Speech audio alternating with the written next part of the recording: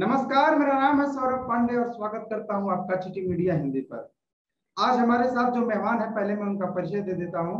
आप हैं Rudra Ravi Sharma ji, IT expert हैं और साथ ही साथ कानून की भी जानकारी रखते हैं। तो आज हम इनसे बातचीत करेंगे और सबसे पहले तो आपका बहुत बहुत स्वागत है रुद्र जी। धन्यवाद सौरभ। रुद्र जी, सबसे पहला सवाल मैं जानना चाहूंगा कि आप कैसे हैं, स्वास्थ्य कैसा है आपका? मैं एकदम ठीक हूँ और बाकी सब चीजें भी ठीक हैं। आप बताइए, आप कैसे हैं? आपके परिवार में सब कैसे हैं? जी बिल्कुल, हम भी बहुत बढ़िया हैं और हम प्रार्थना करते हैं कि सब सकुशल रहेंगे, सब कुशल मंगल रहे। जी अब बिल्कुल। हम आगे बढ़ते हैं सवाल जवाब की तरफ। आपसे जी मैं जानना चाहूंगा, क्योंकि आप आईटी एक्सपर्ट हैं, तो आपके लिए मतलब आप ही इसका सबसे बेहतर जवाब दे सकते हैं मुझे लगता है। ये जो 5G को लेकर तरह तरह की खबरें चलाई जा रही हैं, कुछ लोग कह रहे हैं कि ये जो लोग मर रहे हैं ये कोरोना से नहीं बल्कि 5G के रेडिएशन से मर रहे हैं। 5G की टेस्टिंग जिन जगहों पे हो रही है वहां पे डेथ रेशियो ज्यादा है। कुछ लोगों का ये कहना है कि इससे पशु पक्षियों को भी प्रॉब्लम हो रही है और 5G रेडिएशन जो है बहुत ही खतरनाक साबित हो रहा है। तो मैं आपसे जानना चाहूंगा कि जिन देशों में 5G ऑलरेडी चल रहा है और जो भारत में जहाँ टेस्टिंग हो रही है, क्या इसका कोई संबंध है? क्या ये जो बातें चल रही है ये सच है या अफवाह है? सौरभ, बड़ा अच्छा प्रश्न किया है और मुझे लगता है कि काफी सारे लोग इसका उत्तर जानना भी चाह रहे होंगे।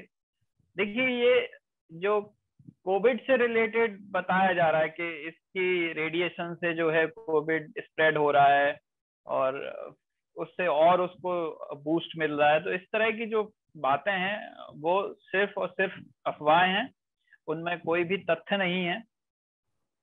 और रही बात पशु पक्षियों की, तो उनके विलुप्त होने की खबरें हमेशा से आती रही हैं। जब भी इस तरह की कोई टेस्टिंग या इस तरह का कोई ट्रांसफॉर्मेशन हुआ है तो इस तरह की खबरें आई हैं। चाहे हम जब 2G से जब 3G शिफ्ट कर रहे थे तब भी इसी तरह की खबरें आई। तो इसमें जो पक्षियों की बताया जाता है कि इतनी प्रजातियां जो है विलुप्त हो गई, इतनी प्रजातियां चली गई, इसका अभी तक कोई भी वैज्ञानिक रिसर्च सामने नहीं आया है। कुछ लोग इसका तथ्य देते हैं कि फला देश में ये हुआ भी है, वहां ऐसी रिसर्च है, लेकिन भारत में भी बहुत वैज्ञानिक हैं, हमारे देश में भी काफी सारे वैज्ञानिक हैं, लेकिन अभी तक ऐसी कोई भी वैज्ञानिक रिसर्च सामने नहीं आई है कि जिसमें इससे पशु पक्षियों को खतरा हो। अब आते हैं विलुप्त होने वाली बात पे। विलुप्त होने के लिए रेडिएशन उतना जिम्मेदार है या नहीं, इसका रिसर्च तो है नहीं, लेकिन जो सबसे बड़ा कारण है वो है पर्यावरण से छेड़छाड़। जैसे उदाहरण के लिए एक छोटा सा एग्जांपल देता हूं। अभी मध्य प्रदेश में टीकमगढ़ जिले में एक जंगल है, वहां पर उसको काटा जाना है। वहां पर पता चला है कि डायमंड है, जिसके लिए गवर्नमेंट का एग्रीमेंट भी हो गया और उसके काटने की प्रक्रिया कुछ दिनों में शुरू होगी और इसके लिए एक मूवमेंट भी चल रही है उस जंगल को बचाने के लिए। तो उसमें लगभग 2.5 लाख पेड़ काटे जाने हैं। अब उस इतने बड़े जंगल में आप सोचिए कितने प्रकार के और कितने पक्षी रहते होंगे। जब ये जंगल कटने लगेगा या पूर्ण रूप से जब ये कट जाएगा तो वहां रह रहे पक्षी और उनकी जितनी भी प्रजातियां हैं वो विस्थापित हो जाएंगी और फिर वो वहां से या तो शहरों की तरफ जाएंगे या पॉल्यूशन में जाएंगे या कुछ बीमारियों में जकड़ जाएंगे या कुछ किन्हीं कारणों से भी वो विलुप्त होने की ही कगार पर ऑलमोस्ट आ जाएंगी। तो वो एक्चुअल कारण है जिस पर हम बात नहीं कर पाते। जहां जंगल हुआ करते थे वहां हम बड़े बड़े कॉम्प्लेक्स, बड़े बड़े अपार्टमेंट्स और बिल्डिंग्स बना देते हैं।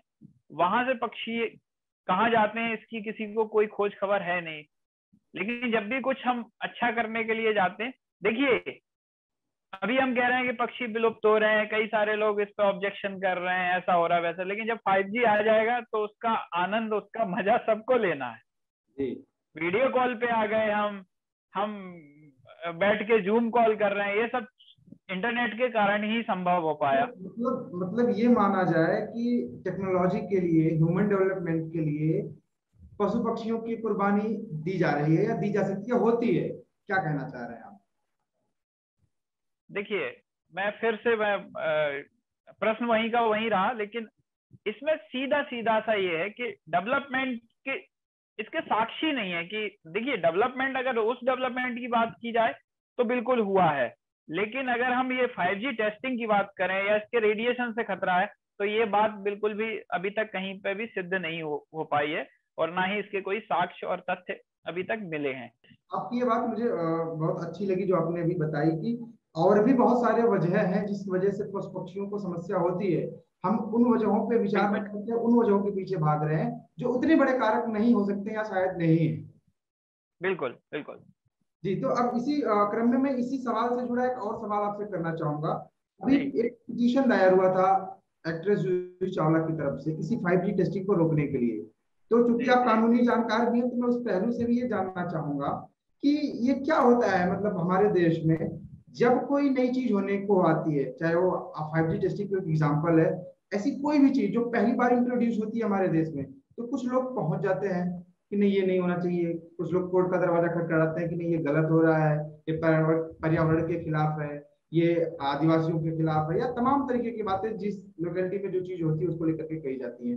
तो ये क्या होता है, हर बार क्यों ऐसा होता है, और कानूनी पक्ष से इसका कैसे समाधान निकालना जाना चाहिए, और ऐसे लोगों पे कैसे लगाम लगनी चाहिए, इस बारे में आप कुछ बताइए।